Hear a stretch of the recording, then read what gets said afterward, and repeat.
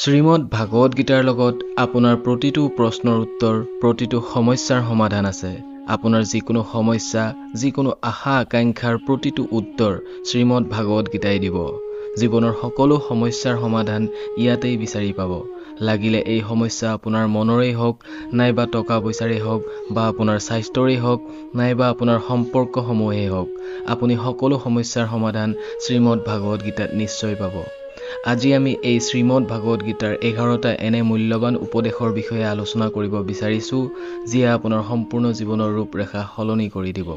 মাত্ৰ আপুনি এই 11টা উপদেশ ভিডিঅ'টিৰ শেষলৈ ধ্যান দি শুনিব। যিজন ব্যক্তিয়ে এই ভিডিঅ'টি স্কিপ নকৰাকৈ শেষলৈ শুনিব, তেওঁ জীৱনৰ সকলো সমস্যাৰ সমাধান নিশ্চয় পাব। তেওঁ জীৱনত যিবোৰ পাব বিচাৰে, সেই সকলোবোৰ পাবলৈ নিশ্চয় সক্ষম হ'ব। শ্ৰীমদ ভাগৱত গীতাৰ প্ৰথম উপদেশ এইটো যে, যদি কোনোবা আপোনাৰ আপোন বা কোনোবা যদি আপোনাতকৈ জ্যেষ্ঠ ব্যক্তি আছে আৰু তেওঁ যদি আপোনাক বেয়া ব্যৱহাৰ কৰে, তেন্তে কেতিয়াও তাক সহ্য কৰি গৈ থাকিব নালাগে। ভাগৱত গীতাৰ এই উপদেশ আমাৰ জীৱনৰ লগত জড়িত। আমি সদায় মনৰ বেছিভাগ দুখ এইটো ভাবি সহ্য কৰি থাকোঁ যে, এওঁটো মোৰ আপোন, এওঁটো মোৰ নিজৰ, এওঁটো মোৰ জ্যেষ্ঠ, এওঁক মই কেনেকৈ কিবা এটা ক'ব পাৰোঁ। যদি মই সহ্য নকৰোঁ, কিবা এটা কথা কৈ দিওঁ, তেন্তে আমাৰ সম্পৰ্কই নষ্ট হ'ব, আমাৰ সম্পৰ্কই নাথাকিব। কিন্তু চিন্তা কৰিবলগীয়া কথাটো হ'ল, সেই ব্যক্তিজনক আপুনি আপোন বুলি কেনেকৈ মানি ল'ব পাৰে, যিয়ে আপোনাক কেৱল দুখেই দি থাকিব বিচাৰে, যিয়ে আপোনাক শাৰীৰিক আৰু মানসিক উভয়ে অত্যাচাৰ চলাই থাকে। আপোন সেইজনহে হয়, যিয়ে আমাৰ সমস্যাক বুজি উঠে, যিয়ে আমাৰ দুখক বুজিব পাৰে, যিয়ে সমস্যাসমূহক দূৰ কৰিব বিচাৰে। সেয়েহে ভাগৱত গীতাই এইটো উপদেশ দিছে যে, কাকো আপোনাক ব্যৱহাৰ কৰিবলৈ সুবিধা নিদিব, কাকো আপোনাক অত্যাচাৰ কৰিবলৈ সুযোগ নিদিব। কাৰণ যিমানেই আপুনি সহ্য কৰিব, সিমানেই মানুহে আপোনাক আৰু সহ্য কৰিবলৈ বাধ্য কৰাব। গীতাৰ প্ৰথম অধ্যায়, যাৰ নাম অৰ্জুন বিষাদ যোগ, দ্বিতীয় অধ্যায়, যাৰ নাম সাংখ্য যোগ, তাৰ আৰম্ভণিতে অৰ্জুনে শ্ৰীকৃষ্ণৰ সন্মুখত নিজৰ দুখ প্ৰকাশ কৰিছে। কৈছে যে, হে কেশৱ, মই কৌৰৱৰ বিৰুদ্ধে কেনেকৈ যুদ্ধ কৰিব পাৰোঁ? সিহঁত মোৰেই আত্মীয় কুটুম। মই কোনহতে পিতামহ ভীষ্ম আৰু গুৰু দ্ৰোণাচাৰ্যৰ বিৰুদ্ধে যুদ্ধ কৰিব পাৰোঁ? দুয়োজনেই মোৰ পূজনীয়, আৰু এই দুয়ো গুৰুক বধ কৰাতকৈ মই ভিক্ষা মাগি জীৱন কটোৱাই শ্ৰেয় হ'ব। আৰু যি কৌৰৱৰ বিৰুদ্ধে মই যুদ্ধ কৰিবলৈ গৈ আছোঁ, তেওঁলোক ধৃতৰাষ্ট্ৰৰ পুত্ৰ, মোৰ ভাতৃ, মোৰ আত্মীয়। এইসকলক বধ কৰাতকৈ মই সন্ন্যাসী হোৱাই শ্ৰেয় হ'ব। তেতিয়া শ্ৰীকৃষ্ণই অৰ্জুনক কয়, ইয়াত কোন আপোন আৰু কোন পৰ আছে? যিয়ে অধৰ্ম কৰে, তাৰ বিৰুদ্ধে তুমি যুদ্ধ কৰা। তুমি এই মোহ মায়াৰ বান্ধনৰ পৰা আঁতৰি আহা, নহ'লে সমস্ত জগতে তোমাৰ কেৱল নিন্দা কৰিব, তোমাক ভয়াতুৰ বুলি ক'ব, কাপুৰুষ বুলি ক'ব। ইয়াত আপোন পৰৰ কোনো কথা নাই। কথাটো হ'ল ধৰ্ম আৰু অধৰ্মৰ মাজত, শুদ্ধ আৰু ভুলৰ মাজত। যদি তুমি ভুলটোকেই সহ্য কৰি যোৱা, তাৰ বিৰুদ্ধে অস্ত্ৰ নুঠোৱা, তেনেহ'লে ভুল কৰাসকলে আৰু দুগুণ শক্তি পাবলৈ ধৰিব। সিহঁতে আৰু বেছিকৈ তেনে ভুল কৰি গৈ থাকিব। সেয়েহে মনৰ মোহক ত্যাগ কৰি তুমি কেৱল যুদ্ধ কৰা। মহাভাৰতত আৰু এটা কাহিনী আছে। যেতিয়া অৰ্জুনৰ পুত্ৰ অভিমন্যুৰ মৃত্যু হয়, তেতিয়া অৰ্জুন শোকত ব্যাকুল হৈ পৰে। কান্দি কান্দি তেওঁ শ্ৰীকৃষ্ণৰ আগত কয়, মোৰ পুত্ৰ অভিমন্যুৰ মৃত্যু হ'ল। মই এই দুখ অলপো সহ্য কৰিব নোৱাৰোঁ। ময়ো নিজকে শেষ কৰি দিব বিচাৰোঁ, প্ৰাণত্যাগ কৰিব বিচাৰোঁ। তেতিয়া ভগৱান শ্ৰীকৃষ্ণই অৰ্জুনক আত্মাৰ ধামলৈ লৈ যায়, য'ত অভিমন্যু আনন্দ মনে বহি আছিল। কাৰণ তেওঁ শক্তিৰ উচিত ব্যৱহাৰ কৰিছিল, আৰু সেয়েহে তেওঁ উত্তম স্থান লাভ কৰিছিল। যেতিয়া অৰ্জুনে কান্দি কান্দি অভিমন্যুৰ কাষ চাপি গৈছিল, তেতিয়া পুত্ৰমোহত অৰ্জুন আত্মহৰা হৈ পৰিছিল, আৰু অভিমন্যুক আলিংগন কৰি ক'বলৈ ধৰে, হে মোৰ পুত্ৰ, তোমাৰ অবিহনে মই জীয়াই থাকিব নোৱাৰোঁ। মই মোৰ জীৱনৰ সকলো আশা আকাংক্ষা ত্যাগ কৰিব বিচাৰোঁ। তেতিয়া অভিমন্যুই ক'লে, আপুনি কোন? অৰ্জুনে ক'লে, পুত্ৰ, মই তোমাৰ পিতা, আৰু তুমি মোৰ পুত্ৰ অভিমন্যু। অভিমন্যুৱে ক'লে, কোন পিতা আৰু কোন পুত্ৰ? মোৰ 1000 বাৰ জন্ম হৈছে। কোনোবা জনমত যদি আপুনি মোৰ পিতা, আকৌ কোনোবা জনমত মই আপোনাৰ পিতা হওঁ। আত্মাৰ কোনো পিতৃ মাতৃ নাথাকে। অৰ্জুনে যেতিয়া দেখিলে যে মোৰ পুত্ৰই মোক চিনি পোৱা নাই, তেতিয়া অৰ্জুনৰ সকলো মোহ ভংগ হ'ল। সেইবাবে গীতাৰ এই উপদেশটি ভালকৈ বুজি লওক যে, এই জগতত কোনো আপোন বা কোনো পৰ নাই। যিয়ে বেয়া দিনত, বিপদৰ সময়ত আমাৰ সাৰথি হৈ আমাক সহায় কৰে, কেৱল তেওঁৱেই আমাৰ আপোন, আৰু বাকী সকলো পৰ। ভাগৱত গীতাৰ দ্বিতীয় উপদেশ হ'ল, যিটো পাৰ হৈ গ'ল, কেতিয়াও তাৰ কাৰণে দুখ নকৰিবা, আৰু যিটো আহিব লগা আছে তাৰ কাৰণে কেতিয়াও চিন্তা কৰি নাথাকিবা। যেতিয়া মহাভাৰতৰ যুদ্ধ চলি আছিল তেতিয়া অৰ্জুনে শ্ৰীকৃষ্ণক ক'লে, এই যুদ্ধৰ শেষলৈ লাখ লাখ মানুহৰ মৃত্যু হ'ব। যিবোৰ সৈনিক আৰু যোদ্ধাৰ এই যুদ্ধত মৃত্যু হ'ব, তেওঁলোকৰ স্ত্ৰীসকলৰ কি হ'ব? সমাজখন কেনেকৈ আগবাঢ়িব? এনে বিভিন্ন ধৰণৰ প্ৰশ্ন অৰ্জুনে কৰিবলৈ ধৰিলে। তেতিয়া ভগৱান শ্ৰীকৃষ্ণই ক'লে, হে অৰ্জুন, তুমি ডাঙৰ ডাঙৰ জ্ঞানীৰ দৰে কথা সুধিছা, কিন্তু যিসকল প্ৰকৃততে জ্ঞানী তেওঁলোকে মৃত্যু হোৱা লোকৰ বা যাৰ এদিন মৃত্যু হ'বই তেওঁলোকৰ চিন্তা কৰি নাথাকে, তেওঁলোকৰ কাৰণে দুখ বেজাৰ কৰি নাথাকে। তোমাৰ হাতত এনেকুৱা কোনো শক্তি নাই যে তুমি ইচ্ছা কৰিলে ইয়াক কণ্ট্ৰোল কৰিব পাৰিবা। জীৱন মৃত্যু প্ৰকৃতিৰ নিয়ম, প্ৰকৃতিৰ নিয়ম তুমি কেতিয়াও ভংগ কৰিব নোৱাৰা। সেয়েহে যিসকল প্ৰকৃততে জ্ঞানী তেওঁ কাৰো মৃত্যুত শোকাতুৰ হৈ নাথাকে, কান্দি নাথাকে। জ্ঞানীজনে পাৰ হৈ যোৱা দিনৰ না শোক প্ৰকাশ কৰে, না আহিবলগীয়া দিনৰ কাৰণে চিন্তা কৰি থাকে। সেয়ে যিটো হ'ব লগা আছে সেইটো নিশ্চয় হ'ব, আৰু যিটো হ'ব নালাগে সেইটো কেতিয়াও নহয়। এই কথা যিয়ে বুজি উঠে, যিয়ে এইটো অনুভৱ কৰিব পাৰে, তেওঁক কেতিয়াও চিন্তাই শোকাকুল কৰিব নোৱাৰে, দুখ দিব নোৱাৰে। আমাৰ সকলো দুখৰ কাৰণেই হ'ল এইটো, হয় আমি যিবোৰ সময় পাৰ হৈ গ'ল তাৰ কথা ভাবি ভাবি ব্যাকুল হৈ থাকোঁ, নাইবা ভৱিষ্যতৰ কথা চিন্তা কৰি কৰি নিজক দুৰ্বল কৰি দিওঁ, দিশহাৰা কৰি দিওঁ। গীতাৰ উপদেশে আমাক এইটোৱেই শিকায় যে আমি না পাৰ হৈ যোৱা সময়ক সলনি কৰিব পাৰোঁ, না আহিবলগীয়া সময়ক কণ্ট্ৰোল কৰিব পাৰোঁ। আমাৰ হাতত কেৱল মাত্ৰ বৰ্তমান আছে, কেৱল আজিৰ দিনটো আছে। আমাৰ ৯৯% সমস্যা আৰু চিন্তা অতীত আৰু ভৱিষ্যতৰ কথা ভাবি ভাবিয়েই হয়। আমি সেইবোৰ ভাবিয়েই জীয়াই থাকোঁ, কিন্তু বৰ্তমানৰ কথা কেতিয়াও নাভাবোঁ। বৰ্তমানক ভাল কৰিবলৈ চেষ্টা নকৰোঁ, বৰ্তমানক উপভোগ কৰিবলৈ নিশিকোঁ। যেতিয়া আপুনি বৰ্তমানক উপভোগ কৰিবলৈ শিকিব, তেতিয়াহে আপোনাৰ জীৱনৰ পৰা সমস্যা দূৰ হ'ব, চিন্তাসমূহ কমিবলৈ ধৰিব। বৰ্তমানক উপভোগ কৰিব পৰাটোৱেই জীৱনৰ পৰম আনন্দ। আমাৰ হাততো কেৱল আজিৰ দিনটোহে আছে, আমি যি কৰিব লাগে আজিয়েই কৰিব লাগে। কেতিয়াও এইটো ভাবি সময় নষ্ট কৰিব নালাগে যে এতিয়াও মোৰ লগত বহুত সময় আছে। এবাৰ এজন গুৰুৱে তেওঁৰ শিষ্যক এটা পাৰচৰ শিল দিলে। তেওঁৰ শিষ্যগৰাকী বহুত এলেহুৱা আছিল, প্ৰতিটো কামেই কালি কৰিম বুলি থৈ দিয়ে। তেতিয়া গুৰুজনে ক'লে, মই তোমাক এই পাৰচ শিলটো দিলোঁ, আৰু এই পাৰচ শিলটোৰে যেতিয়া তুমি লোহাৰ বস্তু স্পৰ্শ কৰিবা তেতিয়া সেই লোহা সোণলৈ ৰূপান্তৰ হ'ব। আৰু এই পাৰচ শিলটো মই তোমাক কেৱল এমাহৰ কাৰণে দিলোঁ।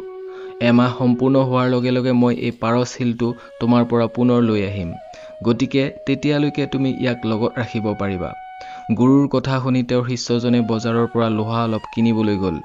বজাৰত যেতিয়া লোহাৰ দাম সুধিলে তেতিয়া গম পালে যে লোহাৰ দাম বহুত বেছি।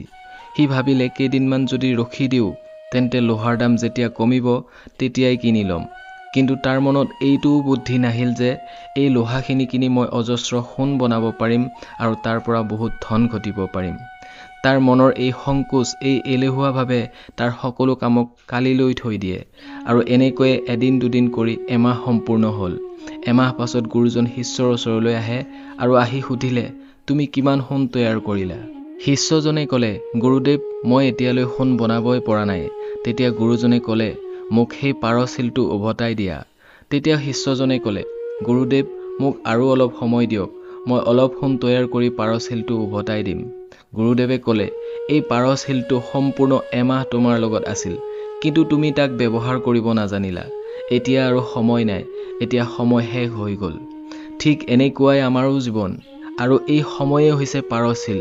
আমি সময়ৰ এক এক পলেৰে জীৱনক সোণালী কৰি তুলিব পাৰোঁ, কিন্তু আমি এইটো ভাবোঁ যে আমাৰ লগত ঢেৰ সময় বাকী আছে। আমি ভাবোঁ এদিন জীৱন গঢ়ি তুলিব পাৰিম, এদিন জীৱনত সুখী হ'ব পাৰিম, কিন্তু সেই দিন কেতিয়াও নাহে। আৰু আমি গোটেই জীৱন ভাবি ভাবি ভাবি ভাবি পাৰ কৰি দিওঁ, চিন্তা কৰি থাকোঁ, মন বেয়া কৰি থাকোঁ। আমি জীৱনক উপভোগ কৰিবলৈ, সুখী হ'বলৈ পাহৰি যাওঁ। সেয়েহে গীতা উপদেশে এইটো কয় যে আপুনি আজিৰ দিনটো উপভোগ কৰিবলৈ শিকক, এই সময়খিনি উপভোগ কৰিবলৈ শিকক। গীতাৰ তৃতীয় উপদেশ হ'ল, মৃত্যুৰ কথা চিন্তা কৰা নাইবা মৃত্যুক ভয় কৰাৰ কোনো অৰ্থ নাই। শ্ৰীকৃষ্ণই গীতাত কৈছে, এই সংসাৰখনেই মৃত্যু লোক। যাৰ জন্ম হৈছে সি এদিন মৰিবই লাগিব, যাৰ আৰম্ভণি হৈছে তাৰ শেষো নিশ্চয় হ'ব। আমি ইয়াক কেতিয়াও বাধা দিব নোৱাৰোঁ। যেনেকৈ আমি সদায় কাপোৰ সলনি কৰোঁ, তেনেকৈয়ে আমাৰ আত্মাই নতুন শৰীৰ ধাৰণ কৰে। মৃত্যু কেৱল এই জীৱনৰ এটা নতুন আৰম্ভণি, এই জীৱনৰ শেষ নহয়। আত্মা কেতিয়াও মৰিব নোৱাৰে, নাইবা কোনেও মাৰিব নোৱাৰে। কিন্তু তথাপিও মানুহে মৃত্যুক ভয় কৰে। মৃত্যুৰ দুখে মানুহক আৰু অধিক দুখী কৰি তোলে। এজোপা গছত এহাল চৰাই বাস কৰিছিল। দুয়োৱে ইজনে সিজনক বহুত ভাল পাইছিল। দুয়োৱে সদায় একেলগে থকাৰ সংকল্প লৈছিল। এদিন তাত এজন চিকাৰী আহি চৰাইহালৰ মাইকী চৰাইজনীক বধ কৰিলে। তেতিয়া মতা চৰাইটোৱে কান্দিবলৈ ধৰিলে, মই তোমাৰ অবিহনে কেনেকৈ জীয়াই থাকিম? তোমাৰ সলনি যদি মোৰ মৃত্যু হ'লহেঁতেন, মোৰ জীৱন তুমি লাভ কৰিলাহেঁতেন। সি কান্দি কান্দি বিলাপ কৰিবলৈ ধৰিলে। এনেতে সেই চিকাৰীজনে পুনৰ এপাত শৰ নিক্ষেপ কৰি সেই মতা চৰাইটোকো বধ কৰিলে। বাস্তৱতে এই কাহিনীটো আমাৰেই হয়। আমি কান্দি কান্দি বিলাপ কৰোঁ যেতিয়া আমাৰ কোনোবা এজনৰ মৃত্যু হয়। কিন্তু আমি এইটো নাজানো যে এদিন নহয় এদিন আমাৰো জীৱন সমাপ্ত হ'ব। আমিও মৃত্যুৰ সেই বৃক্ষজোপাতেই বহি আছোঁ, কিন্তু শৰীৰ ত্যাগ কৰাই আমাৰ সকলো শেষ নহয়। শ্ৰীকৃষ্ণই অৰ্জুনক কয়, হে অৰ্জুন, তোমাৰ আৰু মোৰ হাজাৰটা জন্ম হৈছে। তোমাৰ সেইবোৰ মনত নাথাকে, কিন্তু মই সকলো জানো। যিজন ব্যক্তিয়ে এই সত্যটো মানি লয় যে মই এই জগতলৈ মাত্ৰ অলপ সময়ৰ কাৰণেহে আহিছোঁ, তেওঁৰ জীৱনৰ সকলো দুখ বেদনা, অনুতাপ, বিলাপ, সকলো চিন্তা শেষ হৈ যায়। যদি এই সংসাৰ এৰি এদিন যাবই লাগে, তেনেহ'লে দুখ কিহৰ? আগৰ দিনত সাধু সন্যাসী এজন খোজ কাঢ়ি বিদেশ ভ্ৰমণ কৰিছিল। ভ্ৰমণ কৰি কৰি তেওঁ এখন চহৰত উপস্থিত হয়। খোজ কাঢ়ি কাঢ়ি তেওঁ বহুত ভাগৰি পৰিছিল। তেওঁ অলপ দূৰত এটা ৰাজমহল দেখি তাত গৈ অলপ জিৰণি লোৱাৰ কথা ভাবিলে। তাত গৈয়েই ভাগৰত তেওঁ এখন পালেঙত শুই পৰিল। যেতিয়া ৰাজমহললৈ ৰজা আহি উপস্থিত হয়, তেতিয়া তেওঁ নিজৰ পালেঙত সন্যাসীজনক শুই থকা দেখি আচৰিত হৈ পৰিল। ৰজাই সন্যাসীজনক সুধিলে, তুমি মোৰ ৰাজমহলত কেনেকৈ সোমাই আহিলা আৰু মোৰ পালেঙত কিয় শুই আছা? সন্যাসীজনে ক'লে, এইটো তোমাৰ ৰাজমহল নেকি? মইতো ভাবিছিলোঁ এইটো এক ধৰ্মশালা। ৰজাই ক'লে, আপুনি মোৰ ৰাজমহলক ধৰ্মশালা বুলি কেনেকৈ ভাবিলে? তেতিয়া সন্যাসীজনে ৰজাক প্ৰশ্ন কৰিলে, তোমাৰ আগত এই ৰাজমহলত কোন আছিল? তেতিয়া ৰজাই ক'লে, মোৰ আগত ইয়াত মোৰ পিতৃ আছিল আৰু তাৰ আগত মোৰ ককা ইয়াত আছিল। সন্যাসীজনে আকৌ প্ৰশ্ন কৰিলে, তুমি এই ৰাজমহলত চিৰদিন থাকিব পাৰিবানে, নে তোমাৰ পাছত অন্য কোনোবা থাকিব? ৰজাই ক'লে, মোৰ পাছত মোৰ পুত্ৰ এই ৰাজমহলত থাকিব। সন্যাসীজনে ৰজাক ক'লে, যিটো ঠাইত বাস কৰা ব্যক্তি সময়ে সময়ে সলনি হৈ থাকে, সেই ঠাইক ঘৰ বুলি কেনেকৈ ক'ব পাৰিলা? সেইখনটো ধৰ্মশালাই হ'ব, আৰু সেই কাৰণেই তোমাৰ ৰাজমহলক মই ধৰ্মশালা বুলি ৰাতিটো ইয়াত জিৰণি ল'ব আহিছোঁ। আমি যদি এইটো কথা বুজি লওঁ যে আমিও এই জগতলৈ মাত্ৰ কিছু সময়লৈহে আহিছোঁ, আনন্দ লভিবলৈ আহিছোঁ, সুখী হ'বলৈ আহিছোঁ, তেনেহ'লে আমাৰ সকলো দুখ বেজাৰ নোহোৱা হৈ পৰিব। যেতিয়া আমি মায়ামোহত পৰি এইটো ভাবিবলৈ লওঁ, এইটো মোৰ, এইটো কেৱল মোৰেই হয়, ইয়াক মই এৰিব নোৱাৰোঁ, ইয়াৰ অবিহনে মই জীয়াই থাকিব নোৱাৰোঁ, তেতিয়াই আমাৰ জীৱন দুখেৰে ভৰি পৰে। সেয়েহে জীৱনত মৃত্যুৰ ভয় ত্যাগ কৰি জীৱনৰ আনন্দ উপভোগ কৰিবলৈ শিকিব লাগে। ভাগৱত গীতাৰ ৪ৰ্থ উপদেশ, মন আৰু বিবেকক নিয়ন্ত্ৰণ নকৰাকৈ জীৱনত কেতিয়াও সুখ আৰু শান্তি লাভ কৰিব নোৱাৰে। অৰ্জুনে শ্ৰীকৃষ্ণক ক'লে, মোৰ মনে ভুল শুদ্ধ সকলো জানে, তথাপিও মোৰ মন আৰু বিবেক মোৰ দ্বাৰা নিয়ন্ত্ৰিত নহয়। মই যিটো কৰিব বিচাৰোঁ সেইটো কৰিব নোৱাৰোঁ, আৰু যিটো কৰিব নিবিচাৰোঁ সেইটো মোৰ মনে মোক বাৰে বাৰে টানি আজুৰি মোৰ দ্বাৰা সেইটো কাম কৰাবলৈ বাধ্য কৰায়। সেয়েহে মই ব্যাকুল হৈ পৰিছোঁ, মই শান্তি নোপোৱা হৈছোঁ। তেতিয়া শ্ৰীকৃষ্ণই অৰ্জুনক ক'লে, তাৰ কাৰণে তুমি নিজৰ মন আৰু বিবেকৰ সৈতে সমাযোজন কৰি নিজৰ মন আৰু বিবেকক সঠিক দিশলৈ নিবৰ কাৰণে সদায় অভ্যাস কৰিব লাগিব। এইটো কেৱল এদিন বা দুদিনৰ কাৰণে নহয়। যেতিয়ালৈকে তুমি তোমাৰ মন আৰু বিবেকৰ বান্ধোনৰ পৰা মুক্ত হ'ব নোৱাৰা, তেতিয়ালৈকে তুমি জীৱনত কেতিয়াও শান্তি লাভ কৰিব নোৱাৰা, সুখ লাভ কৰিব নোৱাৰা। এজন ৰজা আছিল। তেওঁ সদায় উদাস আৰু চিন্তিত হৈ আছিল। এদিন তেওঁ গুৰুজনাৰ ওচৰলৈ গ'ল আৰু গৈয়ে তেওঁ ক'বলৈ ধৰিলে, মোৰ মন সদায় উদাস আৰু চিন্তাৰে ভৰি থাকে।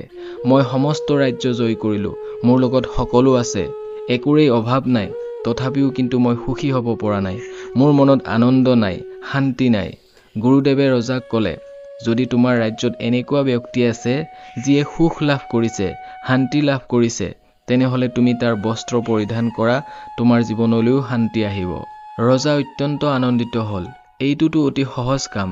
তেওঁ নিজৰ ৰাজ্যলৈ আহি ৰাজসভাত সকলোকে ক'ব ধৰিলে, আপোনালোকৰ মাজৰ যিয়ে সুখ লাভ কৰিছে, শান্তি লাভ কৰিছে, তেওঁ নিজৰ বস্ত্ৰ মোক দান কৰক। তাৰ বিনিময়ত তেওঁ যিমান ধন বিচাৰে মই তেওঁক দিবলৈ ৰাজি আছোঁ। সকলোৱে ইজনে সিজনৰ মুখৰ ফালে চাবলৈ ধৰিলে। ধনৰ লোভ আহিলেও সকলোৱে ইজনে সিজনৰ আচল পৰিচয়টো জানে। তেওঁলোকৰ কাৰো জীৱনতেই সুখ আৰু শান্তি নাছিল। সকলোৱে নিজৰ মূৰ দুৱাই থিয় হৈ থাকিল। তাৰ পাছত ৰজাই গোটেই ৰাজ্যত এই কথা ঘোষণা কৰি দিলে। কিন্তু এজনো তেনে ব্যক্তি নোলাল যিয়ে সুখ শান্তি লাভ কৰিবলৈ সক্ষম হৈছে। বাস্তৱতে যেতিয়া এজন ব্যক্তিৰ মৃত্যু হয় তেতিয়া আমি কওঁ, সেই আমুক ব্যক্তিজনে আজি শান্তি লাভ কৰিলে, মুক্তি লাভ কৰিলে। আমি কেতিয়াও জীৱিত ব্যক্তি এজনৰ বিষয়ে কোৱা শুনা নাই যে তেওঁ সুখ লাভ কৰিছে, শান্তি লাভ কৰিছে।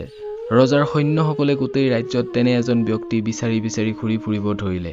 আৰু এদিন এজোপা গছৰ তলত এজন সাধু পুৰুষক তপস্যা কৰি থকা দেখিলে। তেওঁৰ মুখমণ্ডলত এটা উজ্জ্বল জ্যোতি আছিল, যেন সুখ আৰু শান্তিৰে তপস্যা কৰি আছে। ৰজাৰ সৈনিকজনে সাধুজনৰ ওচৰলৈ গৈ সুধিলে, আপুনি জীৱনত সুখ শান্তি লাভ কৰিছেনে? সাধুজনে উত্তৰ দিলে, মই সম্পূৰ্ণ সুখী আৰু শান্তিৰে জীৱন অতিবাহিত কৰিছোঁ। এই কথা শুনি সৈনিকজনে তেওঁক ৰজাৰ ওচৰলৈ লৈ আহে। ৰজাই সাধুজনক সুধিলে, আপুনি কি সুখ আৰু শান্তি লাভ কৰিবলৈ সক্ষম হৈছে? সাধুজনে ক'লে, মহাৰাজ, মই অত্যন্ত সুখী আৰু শান্তিৰে জীৱন অতিবাহিত কৰিছোঁ। মোৰ কোনো চিন্তা নাই, মোৰ কোনো বস্তুৰ প্ৰতি লোভ নাই, মোৰ কোনো আসক্তি নাই। ৰজা অত্যন্ত আনন্দিত হ'ল। অৱশেষত সেই মানুহজন পাই গ'লো যিয়ে জীৱনত সুখ আৰু শান্তি লাভ কৰিছে। ৰজাই সাধুজনক ক'লে, হে সাধুজন, আপুনি মোক দয়া কৰি আপোনাৰ বস্ত্ৰ মোক দি দিয়ক। তাৰ বিনিময়ত আপুনি মোৰ পৰা যি বিচাৰে মই আপোনাক দিবলৈ ৰাজি আছোঁ। সাধুজনে ক'লে, মহাৰাজ, সুখ আৰু শান্তিটো মই পাইছোঁ, কিন্তু কি কৰিম, মোৰ লগত এনে কোনো বস্ত্ৰই নাই যিটো মই আপোনাক পিন্ধিবলৈ দিব পাৰোঁ। যেতিয়া ৰজাই সাধুজনৰ এই কথাষাৰ শুনিলে যে এই সাধুজনৰ লগত পিন্ধিবলৈ বস্ত্ৰও নাই, তথাপিও তেওঁ সুখ লাভ কৰিছে, শান্তি লাভ কৰিছে। মই গোটেই জীৱন ৰাজ্য জয় কৰি ধন সোণ লাভ কৰিলোঁ, সকলো পালোঁ, কিন্তু সুখ শান্তি নাপালোঁ। কাৰণ সুখ আৰু শান্তি বাহ্যিক বস্তু নহয়, যিটো ৰাজ্য জয় কৰি পাব নোৱাৰি, ধন সোণ লাভ কৰি পাব নোৱাৰি। সুখ আৰু শান্তি আমাৰ অন্তৰ্নিহিত বস্তু, ই আমাৰ মনৰ ভিতৰত থাকে। সেয়েহে যেতিয়ালৈকে এজন ব্যক্তিয়ে তেওঁৰ মন আৰু বিচাৰধাৰাক নিয়ন্ত্ৰণ কৰিব নোৱাৰে, তেতিয়ালৈকে তেওঁ জীৱনত সুখ আৰু শান্তি লাভ কৰিব নোৱাৰে। আৰু গীতাৰ উপদেশে আমাক এইটোৱেই শিকায় যে যদি জীৱনত শান্তি বিচাৰে তেনেহ'লে মনক সান্তনা দিবলৈ শিকক। ভাগৱত গীতাৰ পঞ্চম উপদেশ হ'ল, বাসনা, ক্ৰোধ আৰু লোভ সৰ্বনাশৰ কাৰণ, নৰকৰ দুৱাৰ। যিজন ব্যক্তিৰ লগত এই তিনিটা অৱগুণ থাকে তেওঁ সদায় আনক দুখ দি নিজৰ সুখ আৰু স্বাৰ্থৰ কাৰণে কাম কৰে। যিকোনো বস্তুৰ প্ৰতি অত্যাধিক বাসনা কৰা, ক্ৰোধিত হোৱা আৰু মনত প্ৰতিক্ষণে লোভৰ বশৱৰ্তীয়ে তেওঁৰ জীৱনৰ সুখক কাঢ়ি নিয়ে, তেওঁৰ সকলো সম্পৰ্কত বিষ ঢালি দিয়ে। এই তিনিটা নৰকৰ দুৱাৰ বুলি এই কাৰণেই কোৱা হয়, কাৰণ যিজন ব্যক্তিৰ লগত অধিক ক্ৰোধ থাকে, অধিক লোভ থাকে, বাসনা থাকে, তেনে ব্যক্তিৰ গোটেই জীৱন বিষাক্ত হৈ পৰে। তেনে ব্যক্তিয়ে মৃত্যুৰ পিছত নহয়, ইয়াতেই জীৱিত কালতেই নৰকৰ দুৱাৰ দেখিবলৈ পায়। ভাগৱত গীতাৰ ষষ্ঠ উপদেশ হ'ল, সকলো দেৱ দেৱী ভগৱান এটাই হয়, কোনো সৰু বৰ নাই। সকলো পৰম ব্ৰহ্ম পৰমাত্মাৰ ভিন ভিন ৰূপ আৰু ভিন ভিন নামহে মাত্ৰ। শ্ৰীকৃষ্ণই গীতাৰ 10ম অধ্যায় বিভূতি যুগত কৈছে, ব্ৰহ্মাণ্ডৰ যিমানবোৰ দেৱ দেৱী আছে সেই সকলোবোৰ কেৱল মোৰেই বিভূতি। ময়েই শিৱ, ময়েই ইন্দ্ৰ, ময়েই যক্ষৰাজ কুবেৰ, ময়েই অগ্নি দেৱতা, দেৱতাৰ গুৰু বৃহস্পতিও ময়েই, সমুদ্ৰও ময়েই, শব্দত ধ্বনিও ময়েই, কালৰো কাল মহাকালো ময়েই, সমস্ত ব্ৰহ্মাণ্ডৰ উৎপত্তি বিনাশ আৰু পালন কৰ্তাও ময়েই। শ্ৰীকৃষ্ণই অৰ্জুনক কয়, মোৰ বিভূতিসমূহৰ কোনো অন্ত নাই। সেয়ে সকলো ভগৱান, সকলো নাম, সকলো দেৱ দেৱী কেৱল মোৰেই একো একোটা ৰূপ।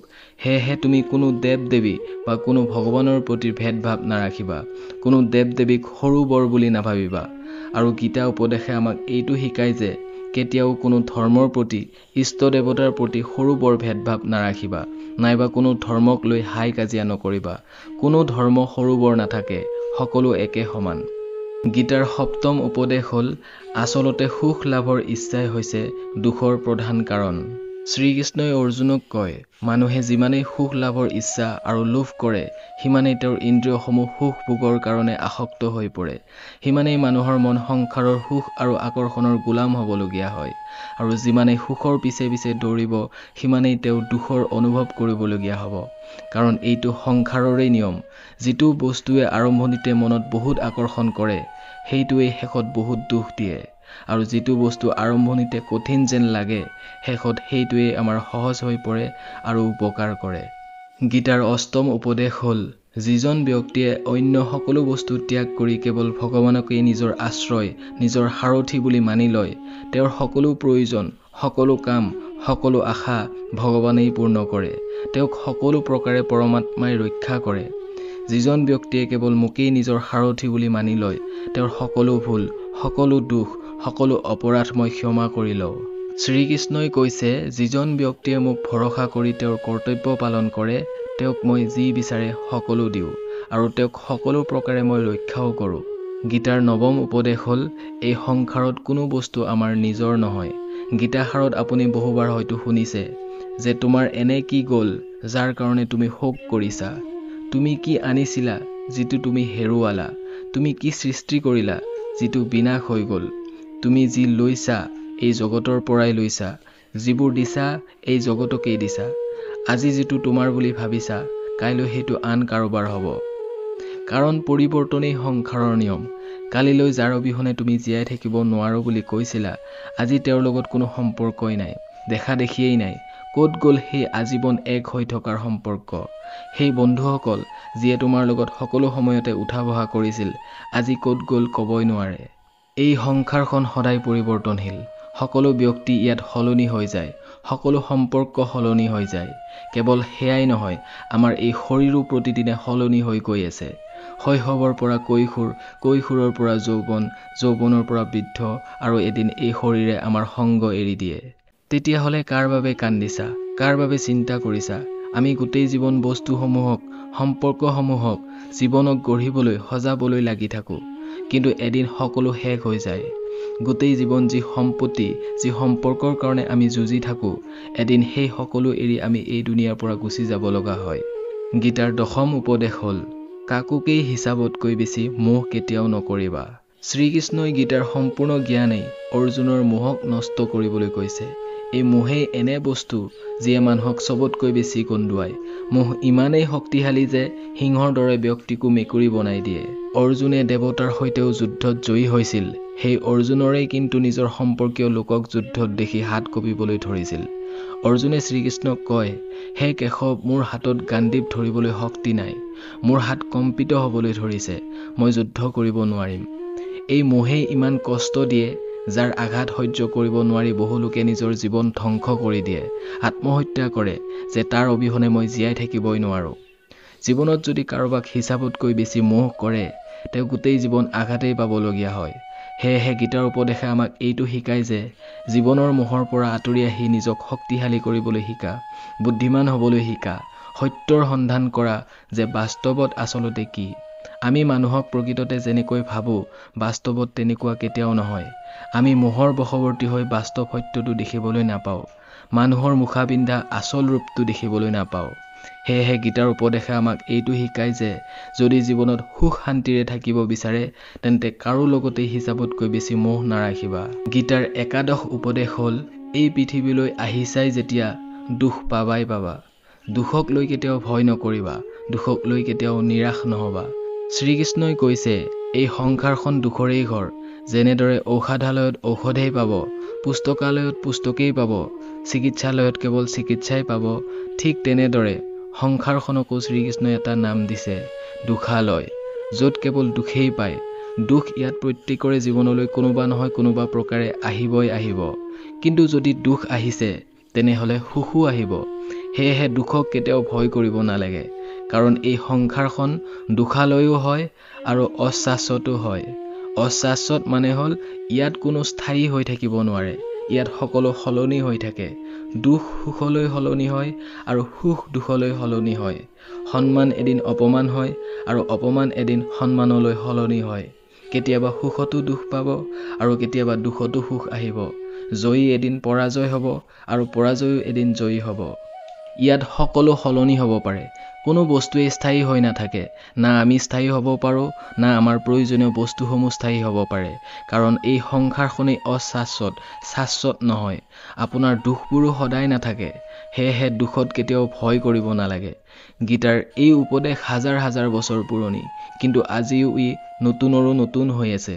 ভাগৱত গীতাৰ এই উপদেশ যদি কোনো এজন ব্যক্তিয়ে ভালদৰে বুজি উঠে আৰু সেইবোৰ নিজৰ জীৱনত প্ৰয়োগ কৰে, তেওঁ নিশ্চিতভাৱে জীৱনত যি বিচাৰে সকলো লাভ কৰিব পাৰে।